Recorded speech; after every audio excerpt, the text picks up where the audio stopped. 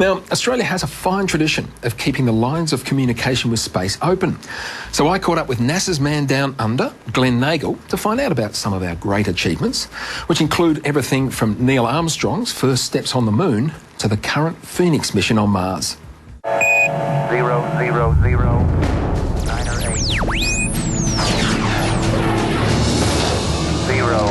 030. I'm at the Deep Space Complex at Tidbinbilla, just outside of Canberra, and here's where they track all the spacecraft in the solar system, right from the quite close, like the SOHO probe that's monitoring the sun, through to the most distant. Voyager 1, which is now past all the planets, heading towards the outer solar system. Everything is nominal for ASC. When you consider just how far away some spacecraft are, it's remarkable we can pick up any trace of them at all. Well, if we take, for example, our most distant spacecraft right now, that's Voyager 1. It's been out there for over 30 years, 16 billion kilometres from home. Its signal gets back to us here at 1/20 billionth the amount of power that a watch battery generates. This facility is one of 3 in the world that make up NASA's Deep Space Network.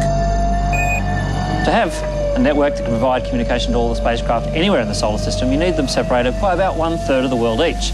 So a good 120 degrees line either side, runs nicely through Australia, ended up being the best spot. Now this dish is probably the most famous here, is it? Yeah, this is the dish originally from Honeysuckle Creek that actually returned the very first images of Neil Armstrong and Buzz Aldrin walking on the surface of the moon way back in July 1969. Roger, Bruce, we watched it all. The dishes at Tidbinbilla have tracked many spacecraft since those early days. Touchdown signal detected. Their big mission at the moment is the Mars Phoenix lander. Landing sequence initiated. And whereas previous missions have landed on the surface and we've driven across that surface, this is a chance to actually dig up that surface.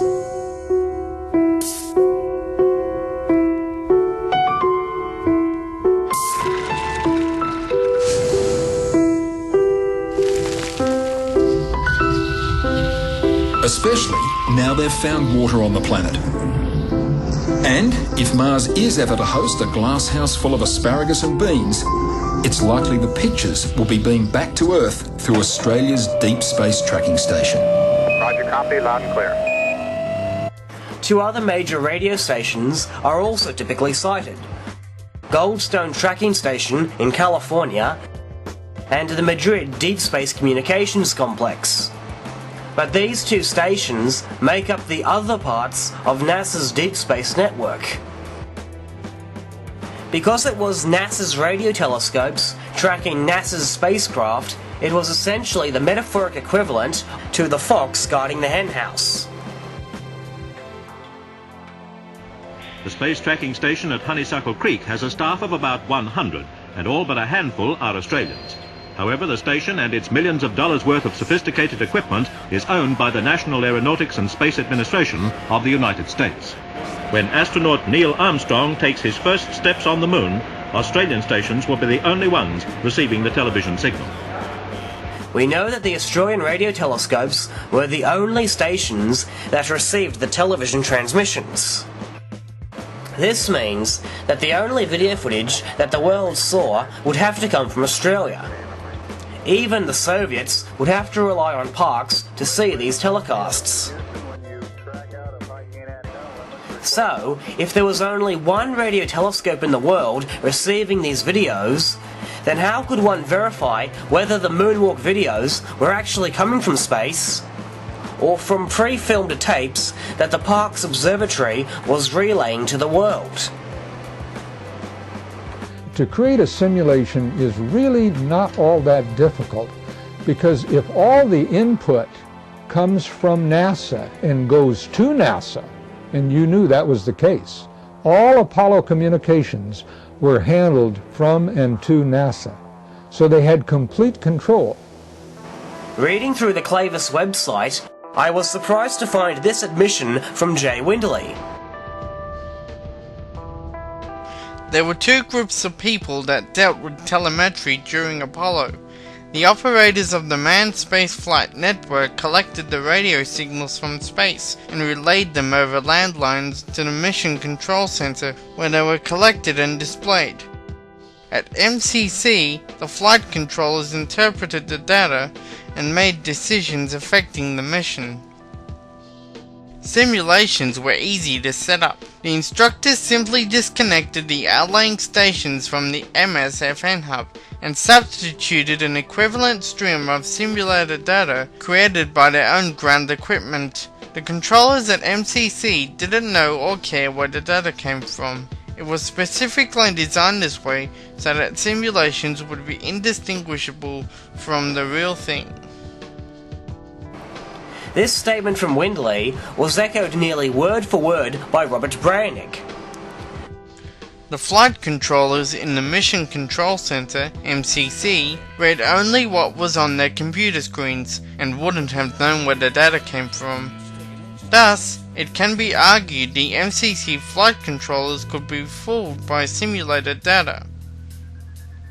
These statements from Jay Windley and Robert Brannick are nothing short of astonishing, because this is exactly the scenario that Bill Kaysing discussed vividly in his book. Kaysing, who never made any secret of his inside knowledge, explained that the astronauts were never aboard the capsule when it launched. Instead, they came back down the gantry elevator and remained on Earth in secrecy for the duration of their mission. During that time, all the communications, videos, and flight data came from prearranged tapes that were transmitted via telephone wires. In both editions of Kaysing's book, one comes across the following statement. Of utmost simplicity, once installed and checked out, was the radio data transmitted from the moon vehicle. Secret, leased, and well-secured telephone lines were connected to the antenna inputs of all space communication centres.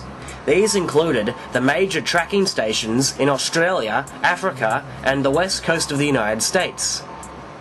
To accommodate amateur radio operators who might want to tune in, identical broadcasts were made from an orbiting satellite.